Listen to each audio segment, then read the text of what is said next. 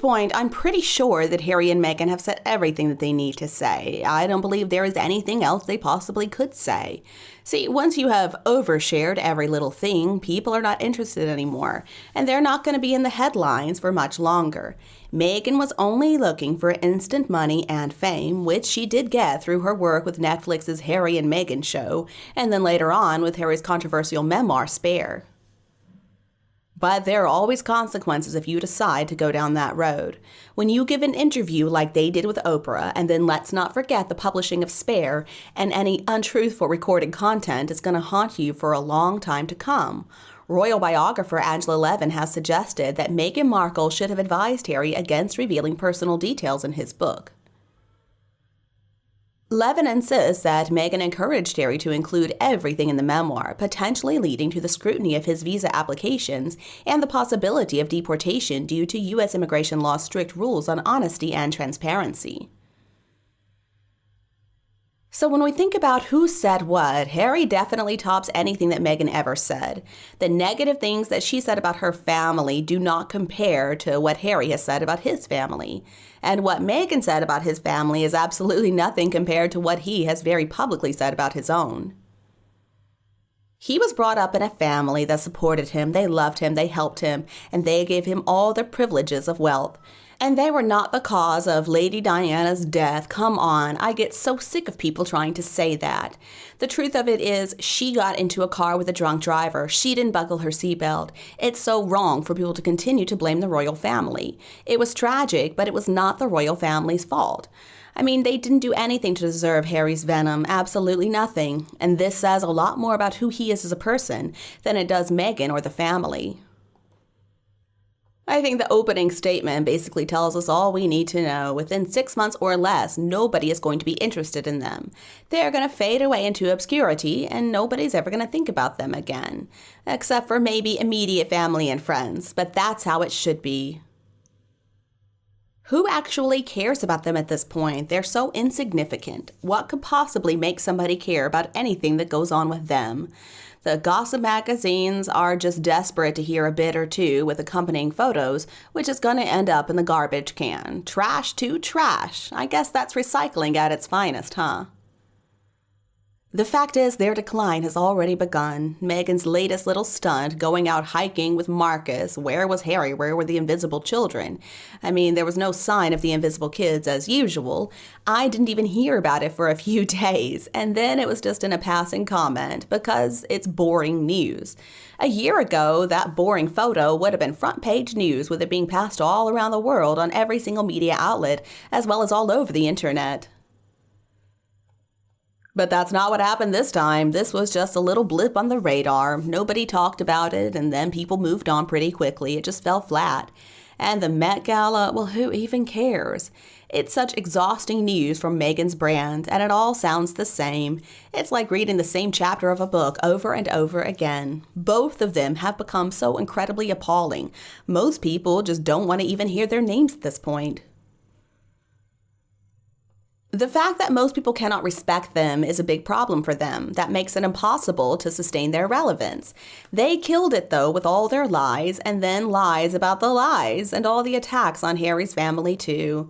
I mean, when Harry couldn't figure out anything interesting to say in his book, he decided to fill it with pictures of his junk, and then he kept talking about it for the rest of the book.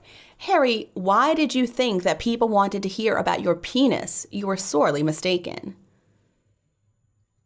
And then also the gross activities that his penis has been involved in. Again, ew, it's disgusting. That's one big reason that I refused to read the thing. The reviews about it were about as much as I could take. I couldn't read the real thing. I have listened to more than enough reviews to understand what the book is all about, so I'm not too worried about actually reading the thing. And then the mattress actress is just trying to grab the limelight. She went from chasing a prince, which means nothing in the USA, to trashing the royal family for a living because she doesn't have anything else to offer and neither does he. These lies, let's remember, they claim are their truths. Nobody in the royal family is scared of them, and most of the rest of the world are just sick and tired of hearing about them. They're irrelevant. Harry is nothing without his family. Who would care if just Harry was roaming around the world making stupid allegations or talking trash? No one. That's the thing that is most obvious to me. And then Meghan's family, her con artist mother, well, they've got a really scandalous history. But all they do is trash Harry's family. And I understand there is some money to be made because the family is royal, and so they are very visible. They are public figures. But the silence on Doria and other members of the family, even Samantha, while relentlessly defaming with lie after lie the people who put up with Harry and all of his little fits, the drug abuse, the drunken outbursts, and the really repulsive behavior for a long time, makes their actions just look even worse, all the more vindictive and all the more disgusting. But maybe this is exactly what Meghan wants to happen. She wants to destroy Harry and she wants to get him kicked out. So that way she'll be free and she won't have to actually bother with divorcing him. Divorce, in fact, would cut her off completely. But see, she wants a little something that connects her to Harry still because that way she assumes she can keep on using that Duchess title. And she believes that will allow her to reap the proceeds still because they are technically still married. So, if that were to occur, Harry would have no choice but to return to the UK. Will Meghan follow him? Oh, definitely not. She'll make some excuse again. It'll have to do with protecting her peace, I guess, or with the invisible children. That, oh, they wouldn't like the UK. They simply wouldn't feel comfortable there. They're California kids. And Meghan would have her lover on the side waiting. This isn't a new game to Meghan Markle anyway. This is what she's done before. This is what she does to get herself where she wants to be. She doesn't care if Harry's with her or not. Probably better if he's not. She knows that if she needs him, Marcus is just a phone call away. That is the only friend or lover or whatever he is that she has. The problem with narcissists is that they're usually their own worst enemies because they believe that they know best. Meghan is no exception. She's convinced that she knows better than anybody else, but the fact is she doesn't. She's an ex-yacht girl. She doesn't have a good education. She has no class. She has no real skills. And she's in such a delusional state of mind that even at this point, she believes she is Diana reincarnated, but somehow a better version. Meghan and Harry are on the decline, and at this point, even Meghan's bestie, who she sold her soul to, the devil, cannot do anything to help her. Meghan's fans are also very annoying. I mean, they make it sound like if you've got opinions and you like to share them, well, that's your entire world. You're obsessed. Okay, folks, no, let's get real. That does not mean that someone is obsessed or even has an unhealthy interest in something. Just because somebody has an opinion to share doesn't mean anything. That's all it means. It just means they have an opinion about one thing, and it doesn't mean they're not interested in other things as well. You can easily have an opinion about Harry and Meghan, and you can still care about world problems like poverty and war and disease and a lot of other things too. And it's only opinions instead of facts, so they can change their stories as often as they want to. It is the only thing they can do to try to control the narrative. They say one thing, and then months or years later they change it just to keep us guessing. What kind of arrangement do they believe they have? It's one thing to lie, but it's another thing entirely to be a vicious bully. But to stay in control of the narrative when it's changed once they realize they have gone too far, yeah, I'm sorry, it's too late. No one is falling for that.